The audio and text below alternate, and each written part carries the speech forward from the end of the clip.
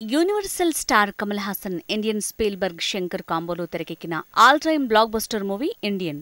Pan India మూవీగా అద్భుత విజయాన్ని సాధించిన ఈ చిత్రం తెలుగులో భారతీయుడిగా జన నీరాజనాలందుకుంది. సేనాపతి పాత్రలో కమల్ హాసన్ నట వైదుష్యాన్ని మెచ్చి భారత ప్రభుత్వం జాతీయ స్థాయిలో ఉత్తమ నటునిగా పురస్కారంతో సత్కరించింది.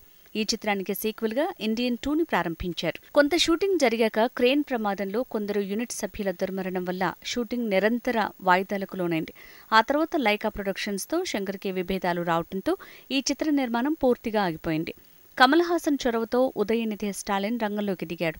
పెట్టుబడి పెట్టేందుకు ఉదయనిధి స్టాలిన్ ముందుకు రావడంతో ఇండియన్ 2 షూటింగ్ మళ్లీ మొదలైంది. రీసెంట్ గా ఇండియన్ 2 కథకి సంబంధించిన అప్డేట్ నెట్టింట సెన్సేషన్ సృష్టిస్తోంది. ఈ చిత్ర రచయిత జయమోహన్ ఒక ఇంటర్వ్యూలో ఆసక్తిదాయకమైన అంశాన్ని వెల్లడించాడు. సేనాపతికి అతని తండ్రి పాత్రకు సంబంధించిన కథగా ఇండియన్ 2 రూపొందుతోందని చెప్పాడు. ఈ రెండు పాత్రల్ని కమల్ హాసన్ పోషిస్తున్నాడు. ఆయన మాటల్ని బట్టి స్వతంత్రానికి పూర్వపు కథతో ఇండియన్ 2 తెరకెక్కుతోందని తెలుస్తోంది. ఇండియన్ కథ సేనాధిపతికి అతని కొడుక్కి మధ్య జరిగిన ఘర్షణగా రూపొందింది.